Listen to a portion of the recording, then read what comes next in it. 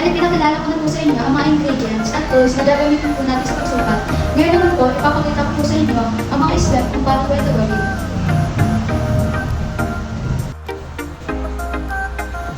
Gagamit po tayo ng measuring cup para po ito po yung magsisilbing pang-measure sa cup. Gagamitin ko po ito ng pang-scoop para po ito po yung magtatakan at isasama po sa measuring cup. Dapat po, dahan-dahanin lang po ang pagsalit para po hindi tumatapon ito. At sa mga naman po ito, ang gagawin ko naman po ay ilalak na po ito ng maraming beses para po magkamay po ito. At gagamitin ko po ito ng knife para po makuha ko po ang tamang tanggal sa flour.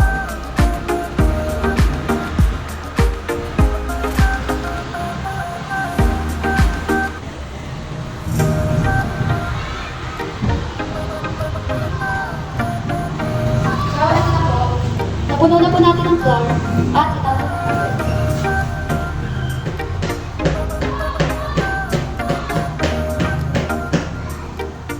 Bali po, ito na po yung knife na gagamitin ko po pang pantay doon sa flour.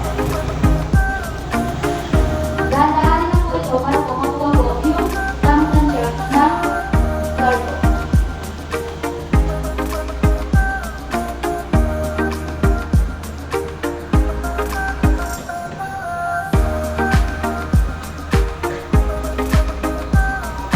At ito na po siya ngayon.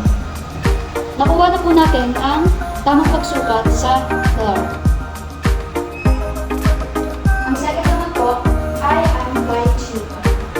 Ang gagawin ko pong pantakan, ito rin yung measuring cup, at gagawin ko pong pampantay ay ito rin pong time. Sa white sugar po, pwede po siyang i-scoop ng diretso.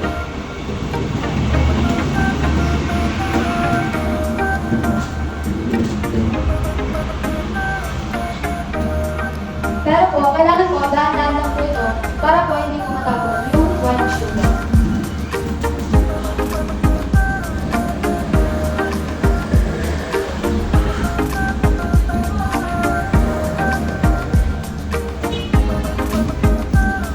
Ito na po ang kinalabasan ng pag-scoop sa white sugar.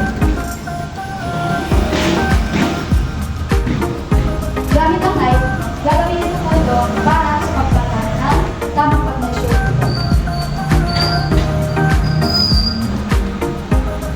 Dapat po, dahan-dahanin lang po ang pag-gamit ito.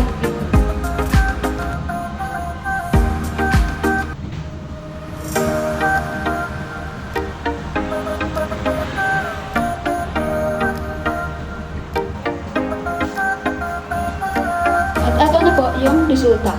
Nakagawa na po tayo ng tamang pagsukat ng white sugar. At ang last naman po ay ang brown sugar. Gagamitin po siya ng measuring cup at ng scoop.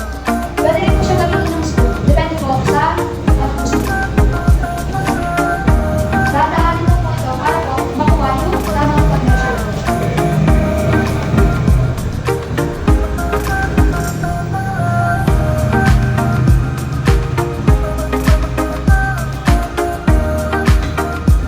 Ito po yung pinalagasan ng brown sugar. Gagawin ko na lang po ay gagamitin mo ito ng knife para po ito yung masisipin mo pantay.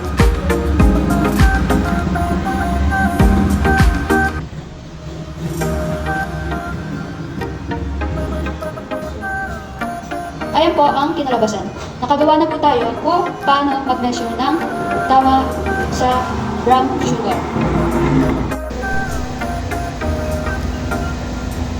Sa pag-measure naman po ng ingredients, dapat po ay dahan-dahanin lang ito isa.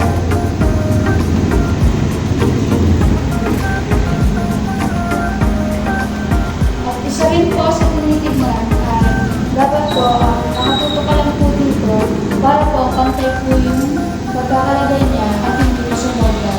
At isa po itong mahalaga sa pag-delivery.